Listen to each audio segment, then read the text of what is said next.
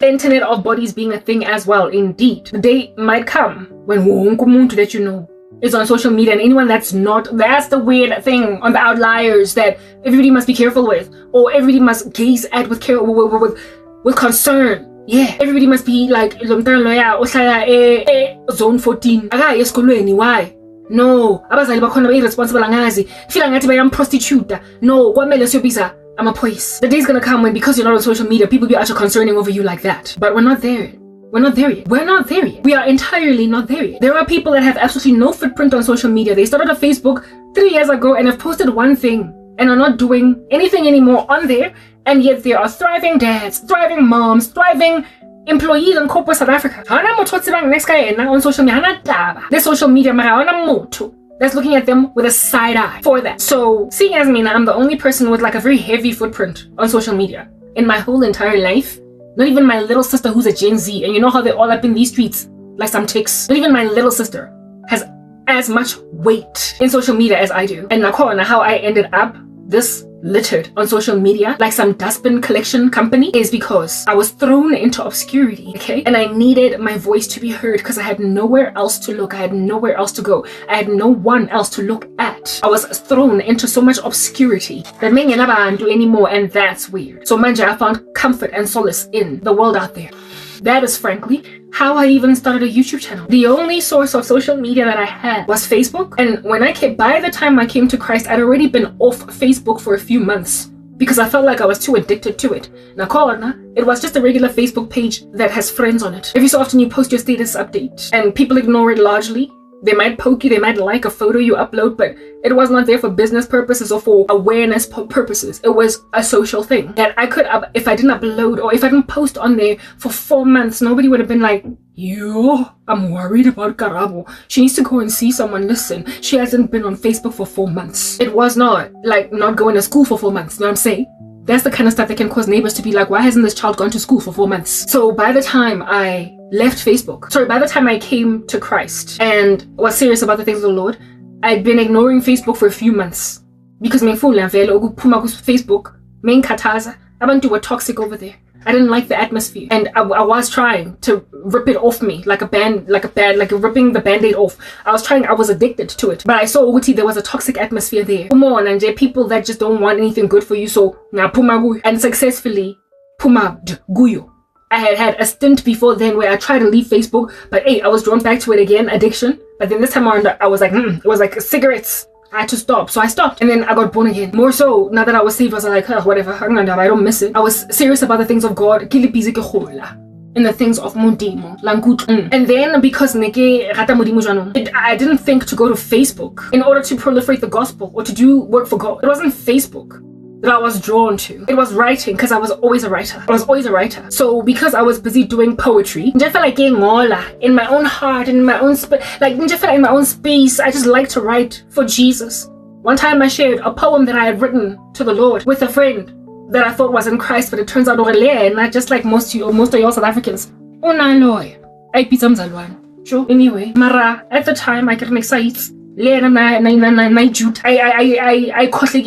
daftisa, I get us tape thinking that Kim Zalwan. So I fellowshipped with her, and because I was writing poetry every so often for God, and I had apparently a skill for it, a talent for it. Seeing as she was a sister in Christ, turns out I shared my work with her. I was like, oh look, I wrote this, because the two of us, if anything, she's the one that recommended a bunch of links or videos. P4CM, Passion for Christ movement, genetics, Libo, Jackie Hill Perry. But at this time, it was just Jackie Hill poetry.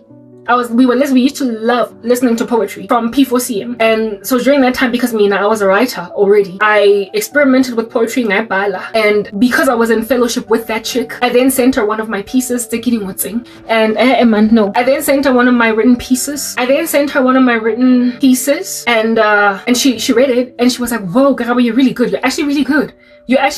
Like, you shouldn't just keep it to yourself. You should share this stuff. You should show people. You've written some really excellent poetry, and I'm very edified by it. So you can really reach some people with this stuff. Maybe you should try and put this in a blog. And mind you, when it comes to blogging, because I've always been so artistic. Even back when I was on Facebook, That's why I left, frankly. The atmosphere was kind of toxic.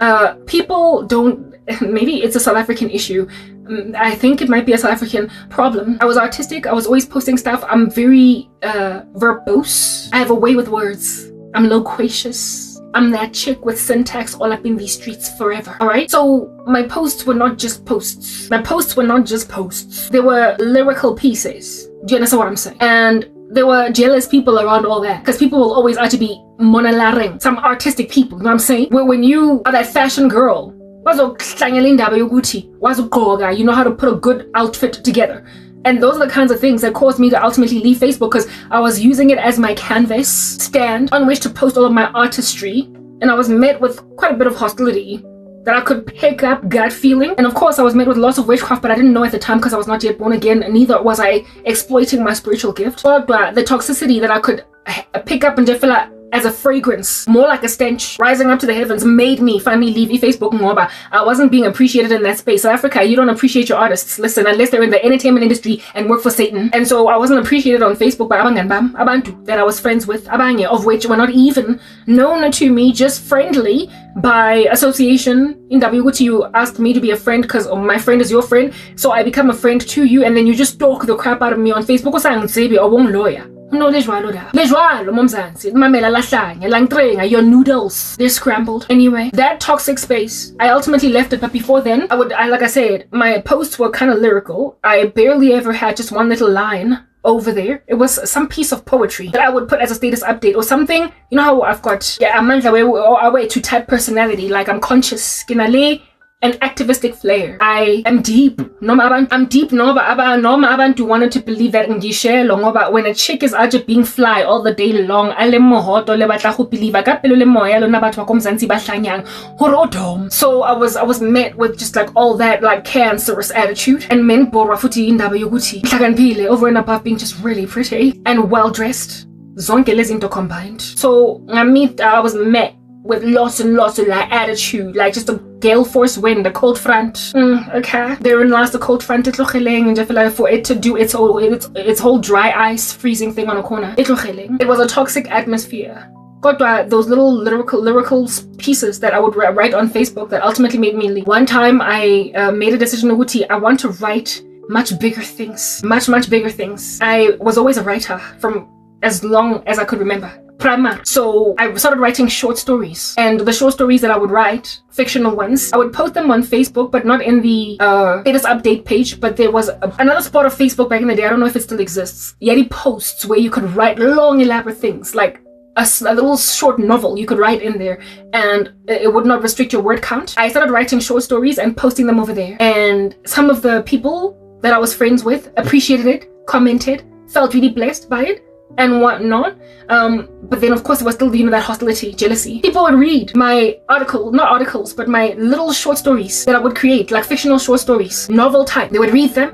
Some people would comment, some people would keep quiet. Some people would like, you get my point, whatever. And it became a place, an outlet for all that. So I was posting stuff. I was posting my fashion little ideas on there, my outfits. I was posting my little tiny bites. They're very lyrical for status updates.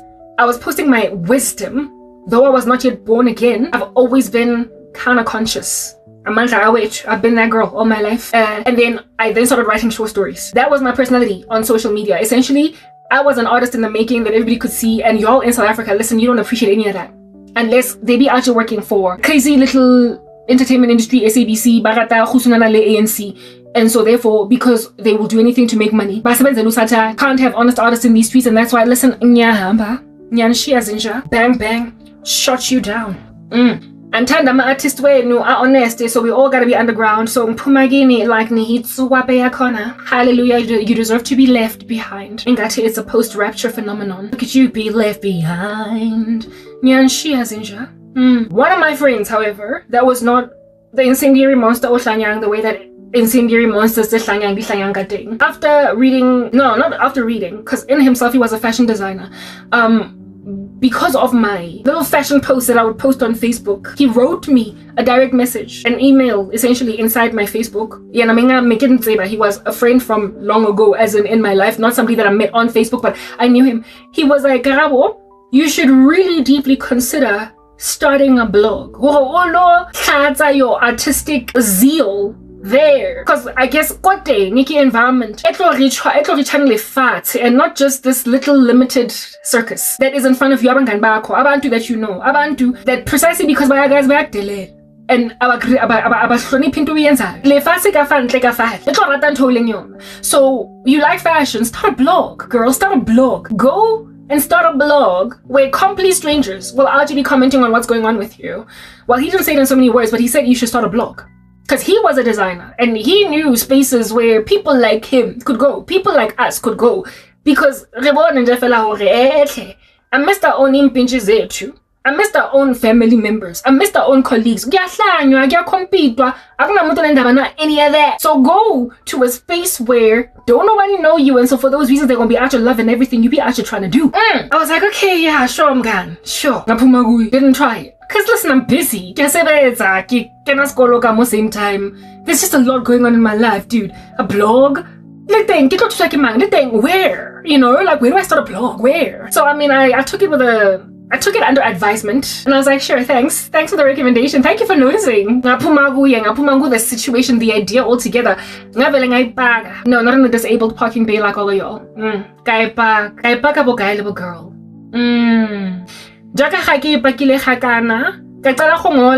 Now little short novels, short stories. Hey, I could have written for the entertainment industry in this country if it really wasn't so satanic. Anyway, yeah, Gangola short stories, a couple of people, same dude emailed me again, right? Wrote me again inside Facebook. On some, I told you, why don't you start a blog? And now, I mean, listen, we be out reading stories, post them somewhere else. Like he literally told me, I wish I had taken that guy's advice because I might have built for myself a following before I came to Christ in a writing space. Because coming to the Lord got me targeted by so much more demonic attack than what these incendiary, lackluster, crazy, cancerous monstrosities pursued me with, precisely because I was born again. If I was not saved, I would not have had as much attack on me, but I would have still been met with all this hindering thing that you be doing to fellow South Africans. Yeah, I would have still been met with that, but not at the height that now today it meets me, because now it is combined with demonic oppression. Because I you have targeted us. Yeah, if naked my message to me, maybe like build following I have try 5,000. And then I get back born again, maybe we give for Christ, like the way that Stephen Bankhurst did. After coming to Christ, he took a whole bunch of the people that he led astray in the New Age and the occult, writing in a space for the New Age and the occult, and when he got born again, he took a whole bunch of them to Christ. I maybe might have made like Stephen Bankhurst and taken a whole bunch of my followers as at that date of getting born again to Jesus. Yeah, but I didn't listen to my friend's advice. A guy, fashion designer.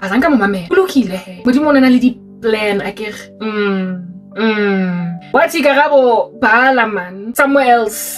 So I'm on Facebook and go start a blog. First, he advised me to blog my fashion ideas. Sure, boy. And then secondly, when I started writing short stories, blog this then? Because I mean, chick, like, how you gonna be out here unleashing your creative, artistic, whole je ne sais quoi thing? So I'm start a website. I was like, sure, and I was like, and this time around, I think I asked him, where? Like, how? You know? And he was like, you can try blog post. And I was like, okay, fine, sharp. I followed the link that he recommended me, and I went to Vele to blog. Is it Blogspot or blog post or what? It was called Blogspot or blog post. And I started indeed a profile. But listen, I found it so taxing and so onerous building this thing from scratch. It was just, I didn't know what to do. There were templates that you could choose from. That website. And I took one and tried to make it fit, and then I started to post. I then started to post my little photographs over there, and then just sat there, just looking at this thing. And I was like, okay, now what? At the time, I did not know how websites operated or any space that has got algorithms. How you get your stuff out there. I mean, social media has not always been a thing that's like really hectic and heavy, but websites have been around much longer than social media has. And I didn't know how people attracted readers, viewers, whatevers on websites. I didn't know how. I didn't know how they did it. I did not know how a news website attracted watchers, readers. I did not know that something called algorithms, you know, and communities that are built by just search engine optimal, all that stuff. I didn't know how it works. I didn't know.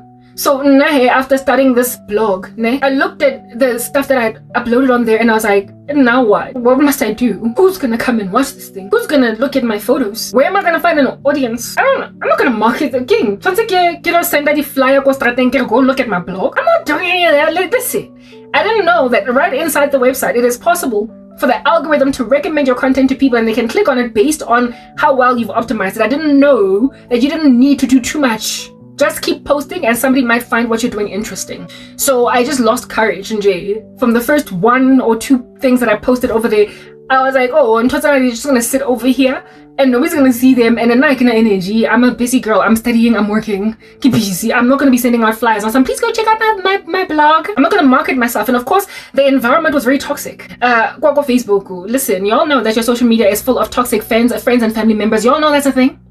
I was like, and whatever. Already, I was apprehensive about social media. I was already apprehensive because people were already passing that energy, and I hated it. So I was not about to go and ask them to go and look at my blog. Like, listen, don't nobody care. So I lose steam for blogging a thing. I never wrote, but I definitely started a fashion blog. But then I just left it.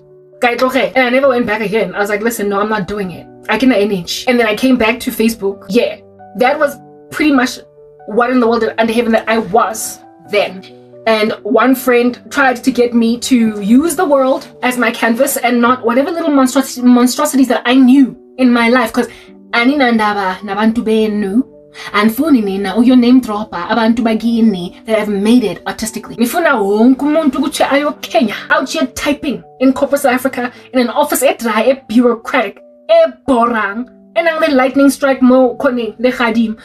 Mara, I'm not only paying attention because everybody's trying to pretend like this is not disastrous. Yeah, you want everybody in that nasty, dry environment. So abantu, when they start to looking gati, they could be a little bit more flamboyant than you. Leba pasa shady, and you're trying to acting gati. Their lyrical talents ain't jack. Their abilities to write short stories ain't jack. Their fashion sense ain't jack. Their colorfulness. Artistic and ain't nothing to write home about over there, okay? Listen, nothing.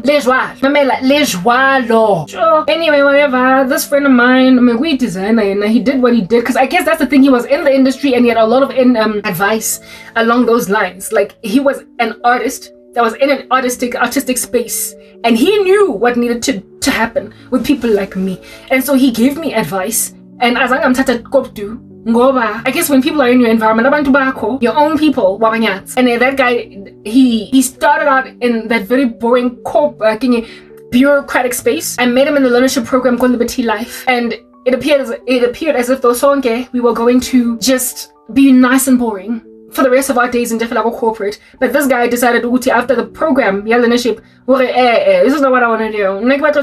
Listen, no, okay? And he just went and followed his dreams, yo. We even went to a fashion show, got this one joint, got Josie Maboneng. I was like, shame.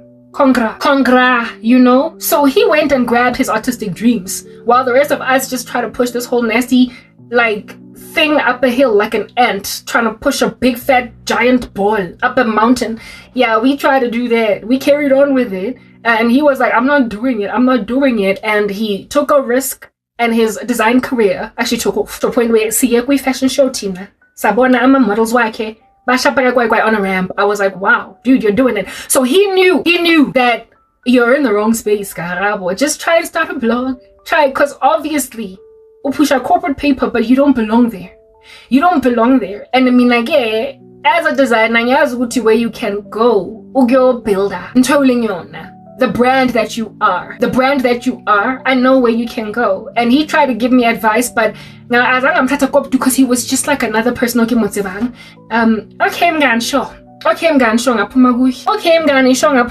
and no, he wasn't gay. Yeah, not every male designer is like a closet homosexual. Anyway, whatever. Yeah, no, I was like, sharp.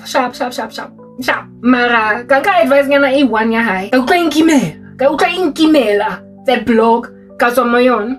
especially considering I had so many other things that I was focusing on. Okay, and at that stage, I guess to soar like a bird, to do whatever I want to do, wherever I want to do it. And I stop to recommend what I should rather be doing. And I wish I had listened to him, because, well, I should have probably gone back to him and asked further. Why do you think that a blog would have actually made any difference? How in the world am I going to get the audience to grow? This, that, and the other. And then he would have given me advice, right? But I just give it in that's on my own. So by the time I came to Christ, I had been writing in my own capacity, short stories on Facebook. Sometimes I would write them and share them with like friends, colleagues, like as in send out a PDF after writing a short story. I remember I sent one of my colleagues at MTN my little love story that I wrote of this one Senegalese guy falling in love with a South African woman, and we had like a business and whatnot. The hot dog stand that became something very big and important one day. Bakula, and whatever. I wrote it, I sent it to her, and she was like, "Wow, this is so romantic, it's so sweet." I was like, "Thank you, Gan." That was before I got born again. After writing short stories, novels, Alirato, they were very worldly, that I wouldn't recommend anybody read today. I wouldn't recommend anybody read them today, but back then, that's the kind of stuff that would have actually won me a column in a magazine. Okay, a column. When I was in high school, I used to fantasize about being a columnist in a magazine. Not a magazine, a magazine. Like Carrie Bradshaw. Yeah, having a column where I would be writing little short stories that are very intriguing about life as a girl in the city. And so I would grab my, like those books that you buy with pages in them. Not a jotter, because jotters had these ugly brown pages, but no lines. Like, you know how books in high school line and then you write on lines, but then there's ones that are plain for art. Yeah, I would grab a book it's nang the line. It's just like basically the A4 pages. They're blank, but it's a book. I would create a magazine out of that book, where I would draw garula, like lines down, and basically write maraka lezoho, because I get it, that was before everybody had a laptop, before things got digitized very hectically. I would then write little articles in there, like magazine articles in there, and like cut out of actual magazines, photos and whatnot, like pages, food, like you know how magazines have got, because I had like a dream of one day having my own magazine, right? And I would cut out like the recipe section, magazine, out of magazine, whatnot. But then where it is that there were actual like stories that were being written, I would then write them myself, got old pen and my bad handwriting, and just page through it like it's my own magazine and whatnot. I used to write articles and I used to create magazines that I didn't share with anybody when I was in high school, and I wanted to be like Carrie Bradshaw, writing right there. I thought that was like, I don't even know why I didn't go into journalism, but I guess for me it was like I wasn't going to make enough money. I was an academic, and I was expected to do a BCom, I was expected to do a BSc, I was expected to do something that was just going to get you that kind of track of a career in corporate. But I was more suited for journalism, for writing, because that was what I was trying to do. But I didn't pursue it because it was just not very attractive in South Africa. It wasn't attractive in this country. It was only glamorous in the American context, which is what I saw a lot on TV. But in South Africa, I was like, I don't want to be that thing. I keep on drum magazine. I keep on You magazine. There's no glamour in it. If I'm gonna write, I want to write for a magazine like Cosmopolitan or Elle. I want to write for You magazine. So I was turned off by the prospect of journalism in South Africa. So that's why I didn't pursue it. However, I think if I was American, I might have actually pursued that and ended up in the editorial spaces. Like, I was attracted to that from not long ago. So I created my own little magazines and whatnot when I was a kid. And I used to love assignments like those in English. And I would ace them. So listen, it was always in me. So once in a while, every so often, I used to write little novels, little short stories, whatnot, for my own edification, and every so often I would share the content, with friends. They'd be like, oh, very interesting, oh, but this is such a page turn, I'm gone. And I just let it go over there. Never did I ever have any public space where I was sharing the stuff that others out there in the wilderness might read it and then be, intrigued by it. Blessed by it, like it, entertained by it. Never did I actually share it with anybody. Never, not even once. did I ever share that stuff with anyone. Internet is just not back yet, and it's just freaking the living daylights out of me out. Okay, anyway, whatever. Like, I needed to come back because listen, we need internet. Anyway, whatever, fine. I never shared it. And then when Facebook became a thing, I shared some of my short stories there, and elements of this side, this personality of mine were also evident in what I posted, the photos that I posted right next to the status updates that I would put on Facebook. But I was ill received by these here South African beef jerks. That's what you are? Okay, yeah, anyway. I was ill received, so I have a career, let me just go follow that.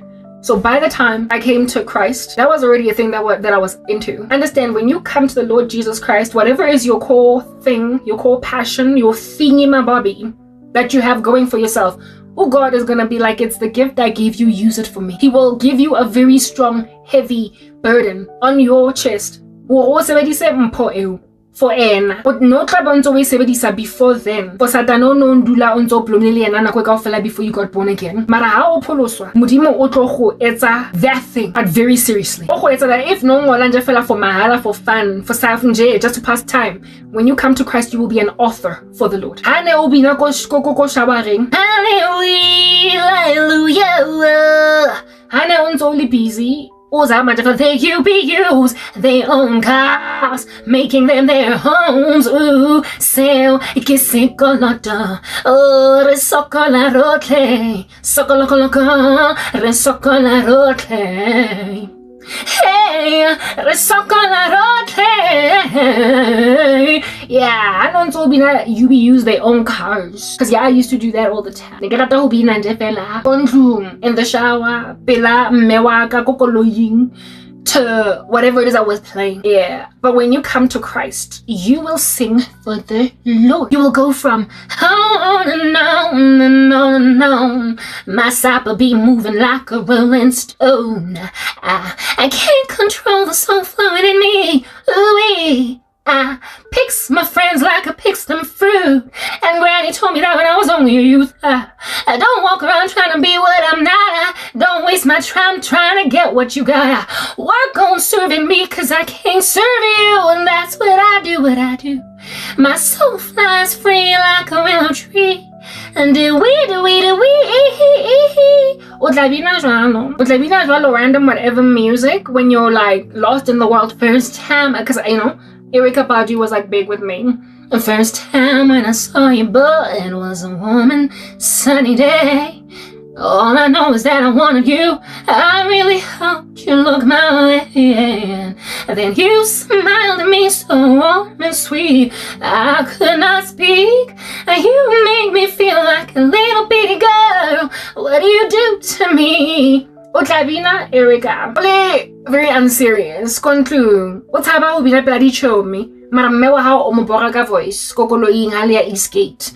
When you come to Christ, you'll be like on some amazing grace. How sweet the sound that saved a wretch like me. Or as a whole gospel artist, or as somebody who has on the cover on YouTube. As in, you're a lot more serious. You're not just in your shower anymore. You're not just boring a family member anymore. You're not just like reeking noise wreck anymore. Also wooden spoon or whatever. Now you are going to be convicted by the Holy Spirit that it's not just for the shower, little girl, okay? Go feel it's on the pipes that thing. So Zamodi Aha, Zamodi Chesela, Zamoshapa Brasso, go shine them, because I'm calling you to be either a gospel servant or do covers or write music for me or serve me, ka voice ew. Because God has a thing about wasting talents as by skelem sating. Alright? When you come to him, Otlo Sebedisa every last nair wall that you took for granted before you came to him. So that which was under the carpet, non-serious, will become a whole ministry now that you're in the Lord. So the article nothing's gonna ever get. Playing around, jotting in my books, making a magazine out of some stuff, you know what I'm saying? Yeah. As a little girl, I was on and on and on and on. My sap would be moving like a rolling stone. I can't control the soul flowing in me. Yeah. Hey, before I get close, Mama always told me to be careful who I love. And Daddy always told me make sure he's right. I wasn't sure, and so I decided that I'm gonna write this random 4-page letter. I'm sending you a 4-page letter, and I enclosed it with a kiss. And when I write, then he better get it on time. Get it on time. Oh yeah. Hey, get in the house. You go from there to hallelujah, hallelujah. That's why Justin Bieber's out here in the closet, in and out, like dipping his toes in and out of heaven. That's why he gets saying that gospel music. Because the dude is evidently called of God, Mara. He's got his foot in the world and his foot in Christ. But he can't help but sing for God, even got World Cup final. You get my point? He can't help it. He can't. Because when you come to the Lord, that which you are just kind of slipping under the carpet becomes a whole main idea. So therefore, anything at all that was artistic, that I was trying to do, while and I feel like it was just a pastime, something, you know, that every so often I'm actually, you know, doing, was a thing that was just something that maybe I'm actually doing. That's why it became super serious when I came to the Lord. And now, I mean, of course, y'all were ignoring me when I was lost, when I was in the world. Y'all, I mean, like, my ex-boyfriend, guys. I remember I once broke out into a song, and he was like, hi, don't do that. Just like it. He was visibly irritated with me singing. Basically just kind of telling me, don't quit your day job. He never got to hear me sing. He never said it out the way that my mom said it out. He never wrote it out the way that my mom wrote it out. To a point of even saying you should join. My mom used to tell me to go and join South African idols or pop stars. It's Coca-Cola, pop stars time again. My mom was like, I'm gonna join. I was like, hey, I can't sing. I'm not good enough. I keep acting now, judge that thing. And so I didn't go. When I came to Christ, the Lord fixed it up. My ex, however, wouldn't even write out me being like, huh? He was like, hey. I was like, that's why I started singing. Okay, I can sing. That's why today I was with the guy for 5 years and he didn't know. Because one time I tried to break out into a song in front of him and I was like, yo. And I believed him. I believed him because I didn't think I could sing. My mom thought I could, but I was like, okay, yeah, fine, in the shower. Okay. I was like in the shower, in the car, anywhere else out there in the wilderness. But actually like really kick it and murder it? No, I'm not that girl. I'm not that girl. I'm not that girl. No. But then God, I guess, I'm back online, yay. The internet is back. God trained me up, God raised me up, God fixed it, God improved me. God is still improving me. God saw it fit to do a whole marvelous work in me. And now I think I can be really good if I want to be. But you see, the thing about because either or second guess underestimate over here flatlined below sea level over there go is that the moment clear that nakwele hana ubina like recently wabona njengena ebibitsang to me ex nang taba ka yona mara impitsi senkare ke jomo of late lang ngwana nang le 14 antsa jwale yena antsa musuna skolo ka outside of ntlu ya ko habona ntse ke utlwa pina yeah I don't even know what the artist's name is now that my internet is back. I didn't even know, but I knew that the song back in the day ne ke rata o ibina ntse ke utlwa on a loop pina in. And I'm like, I'll teach you how I cannot have a how tsebe wa hlanya usubile matakwane or devil worshipper. We pila msadi that doesn't belong to you. Like you're just a crazy okie. And I heard Pina Ena just being rang in my head over and over and over and over again. Mara ne ke rata hane e new on the market. It's a taozwa. And ne ke rata ho experimenta ka yo. Ne ke rata because I've always experimented with recording myself singing, but I never posted the stuff. Like I had a whole video camera. I used to walk around carrying a digital camera, and later on the camera also had video recording qualities in it. I always used to record myself, but then I would upload the little clips, put them on my computer, listen to them, and cringe. I would put them on my computer, listen to them, and cringe, and then conclude that I can't. Mara, the way I get the camera and then if I share the videos of you can see from all that. Obviously, God was trying to show me it exists more harawena. It does exist, mara. I underestimate that you are second guessing yourself, my daughter. Well, that was before I was his daughter, but I mean, I guess I was gonna be his daughter, so I might as well be called his daughter then. I was gonna ultimately be Ngwanateng. La tlhaloganya. So una mpitsa mara pina ke gopotse only because they get to experiment ka yona. Why am I not able to click on what I'm trying to click on over here? Like seriously, can we just not be crazy? Anyways, fine, I'll go into another place. Yeah, Paloma Faith, only love can hurt like this. Ke ha ke utlwa pina ena over and over, and I was like, batho pina ena ha qeta ho tla on the market. They can't even wrong into yona camera ya teng. Like that I would never share when I was still working. Do you understand?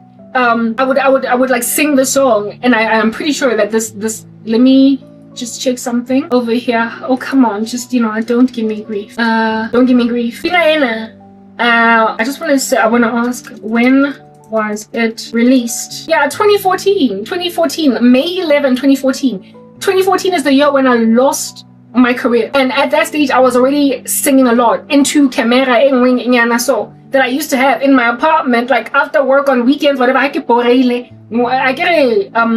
towards me getting saved.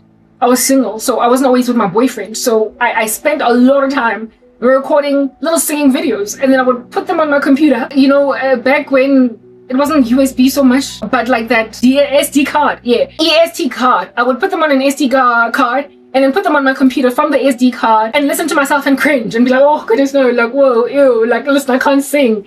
I don't know why I think I can, but when I was busy recording this little song into this, I thought I had pipes. I thought, like, when you listen to yourself singing and you think you sound so good, and then you upload it, or not upload it, but you re-listen to the recorded thing, and then you're like, yeah. I was always cringing. Mara, one of the songs that I used to sing all the time, because at the time of it being released, was this one. I was busy ntse ke recorder. Ke ha e khutla ntse ringa wang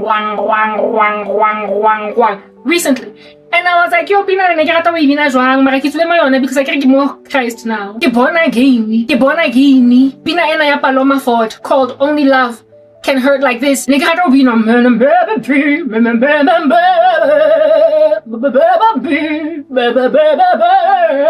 ke ha e repeatwa in my ear recently, like as in a couple of weeks, because I stopped posting and some little idiot thinks Uguti he's in love and only love can hurt like this. And I was like, because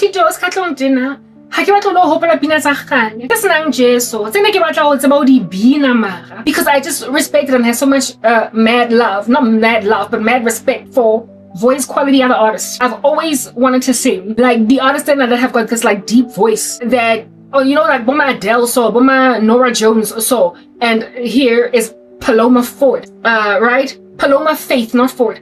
Paloma Faith. I've always wanted to sing like that, so I would train myself though, right? Like Adele's Found a Boy. I used to again sing into my camera a lot. What is this? I thought I told you he'd be home soon. I can't help myself. He's too good to be true. I fall short each time. Every time he ain't here, you and me creep closer in here, like a fool for fire. I thought I fell short each time, so I found a boy who I loved more than ever did you before. So stand beside the river I cried and let yourself drown. Look how you want me now that I don't need you. I ain't yours for no taking. You must be mistaken. I could never look into your eyes and settle for wrong and ignore the right. When I found a boy who I loved more than I ever did you before. So stand beside the river I cried and let yourself down. Look how you want me now that I don't need you. I used to practice Kapinayo, and I cringed because I hated my voice. And indeed, at the time, I was yet to be fully developed because during the days when I was on the come up, I wasn't being validated, not by enough people. And secondly, I didn't think I would ever need to make singing something that is a very serious thing that I'm doing, because I never knew that I would be singing one day for Jesus, right? So there was no need for me to train my voice, try to control it, try to learn breathing, and none of that. I only started trying that when I came to Christ, and even then, when I was finally in a lot of sorrow, a lot of persecution, and God was like, voice ya because the Lord was like, the voice, belt girl, like belt, okay? You're gonna belt one day. You're gonna sing, and you're gonna sing really well, and I'm gonna train you because I gave you those pipes. You didn't cultivate them back when you were lost in the world, because people who are lost in the world have talents, a suite of them. And every so often, because of those talents, they're given some passions concerning those talents, but they don't take them too seriously. They focus on one little thing, their careers. They focus on one little thing, what they imagine is what they need to do, and then they stick with it. But then when you come to Christ, you're given a purpose, the purpose of which will never leave you alone, pertaining your talents and your gifts. You will not be able to just throw them away. You will use them. At some point, even if it's after 10 years of coming to Christ, you will use your talents. And indeed, with me, singing is something that I've always been doing, but like it only became something that I became a little bit more serious with in persecution years after coming to Christ, like many years after coming to the Lord. And so therefore I used to train myself in the beginning, because I've always just been singing randomly just for mahala, just because I liked doing it, you know. I always used to sing with a wooden spoon in front of the mirror, and I thought I sounded good until I recorded myself, and then I cringed upon hearing it. One time there was like a pop stars competition, go MTN, and I entered because I've always loved singing. And so I experimented with it. I was like, guys, let's enter this like competition, and I got a whole bunch of my colleagues, and I became the lead singer, and we sang Pack Up, right? Yeah, I'm getting tired and upset, and I'm trying to cry a little less. When I Google, I only get distressed. I was told to watch those, and then I was told, don't worry, don't doubt, there's something to worry about, yeah, whatever. Pack up your troubles in your own kit bag and bury them beneath the sea. I don't care what the people might say, because they whisper too loud for me. Ooh, yeah, we sang that, and I was a lead singer. And, well, colleagues cheered, but I cringed, because I did not like my voice, but I've always been singing. And if at all we can do something very innocuous, lighthearted in the office that's not gonna win me Randall from like some music competition type criticism, I'm doing it because it's lighthearted and it's nothing serious, you know? It's nothing serious. So I would run with it, but never would I have ever thought that I could do music like seriously, type establishment thing, until the Lord was like, I gave you a gift. So it's very serious to me. So one of the songs that I used to sing as a Christian, because I like that kind of register, I like that kind of voice, that kind of tone, that rasp in the voice, is Yona Paloma Faith. And when it was new on the market in 2014, I was busy out here. I was busy gayona. Kinse ke bina mo hara camera, ke uploada mo computer nyaga, cringing and then dropping it like a hot potato, like a mic. I've dropped a joke in a comedy show. I would drop it like a mic. And then it just came back, like just a few weeks ago. Yabuya. And I was like, and how this is witchcraft. We can say addicted. We You made yourself a fall for a woman you could never have. You are what we call a psychopath. You are a creep. You are mentally ill. You've lost your noodles. This is not love, my dear. This is obsession. With the Lord showing me, this is how this dude feels about your departure from your ministry. And I'm like, yo, what's in the addict? But angikuthandi, and uma ungashona ngoba uzibulelise ngomfazi ayinandaba. Ke nataba awuthitwe ngixhokisitse dijara o sa ntsebe from a bar soap wa sebedisa tšhelete ke tseba back in the day wa ipatala di-bribe wa re ausi kopa o lo blocka mosadi ona e tloba wa ka by any means necessary.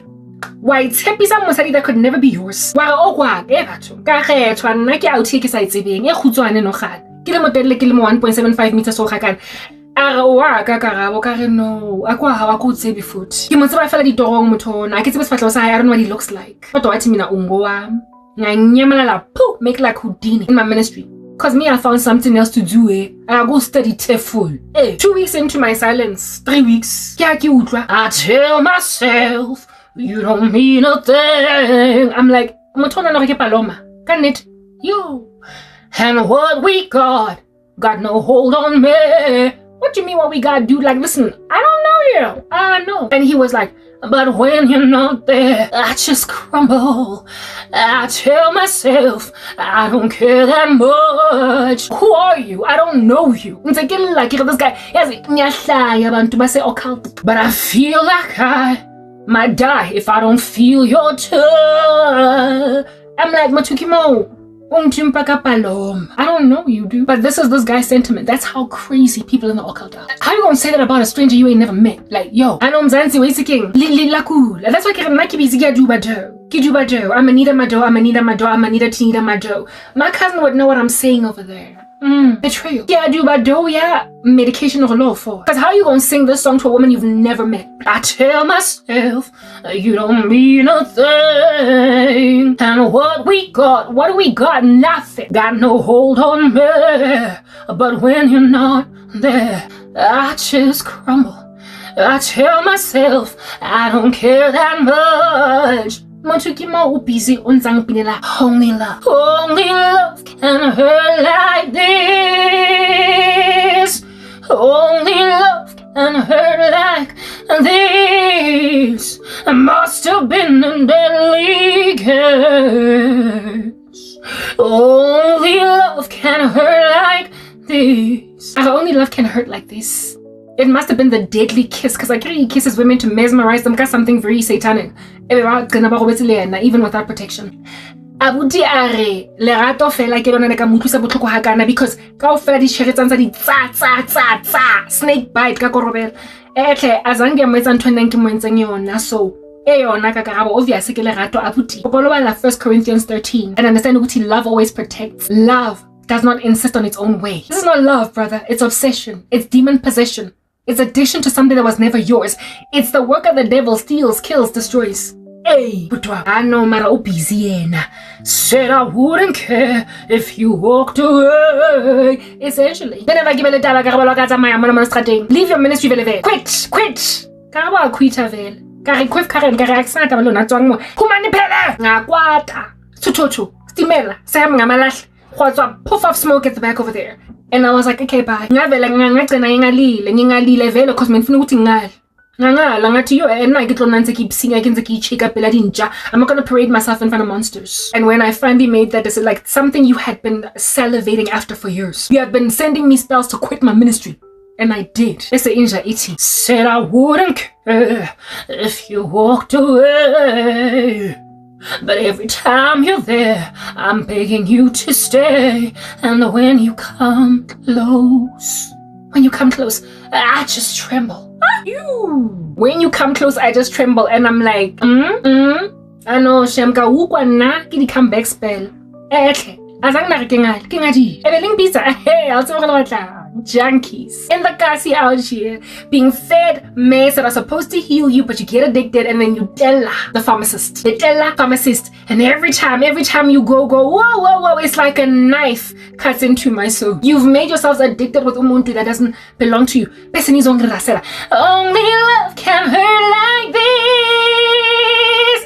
Must have been a deadly kiss. I used to try and experiment ka pina in. Yes, I hold. The high note is like Katango Divina no. Yo, only love can hurt like this. And then Mama Cheryl on YouTube, voice control. And I started to hit notes that I couldn't hit before. Because God has been training my voice, right? So now I can say, only love can hurt like this. I must have been a deadly case. Only love can hurt like this. Yo, Abuti, finally I can sing Pina in. But I don't want to sing it. Because now I want to sing for Jesus. Amazing grace, how sweet the sound. That's all I want to sing. Nendaba yoguti. Umuntu feel ngathi he can't do without me. Uzinikeze i-obsession budwa. I can tell myself you don't mean a thing, but when you're not there, I just crumble. Only love can hurt like this. Must have been a deadly kiss. Now that I can out here hit those notes that I couldn't hit back then, God has taken me away from you. That I might not sing crap music. I'd rather sing for Him. And there are people out here trying to lure me back in ka I tell myself you don't need nothing when I'm trying to sing for Jesus. You kicked me like a soccer ball. Yeah? Back when, upon listening to myself, I used to cringe. Yeah. You treated me like I was cringe-worthy. Now that I'm no longer cringing when I listen to my music, my singing, confidence nyana, I've been boosted by Jesus. Yeah, that's what's good. Ngifuna ukuthi ngibuye kodwa as umuntu nje ongathanda uJesu olahlekile, olala nezinja, oamukele ingqulaza in her stride, ochade isatha. Wait ke, modimo ke yana unthusa ngore ke reach those very high notes. La nkutlwe.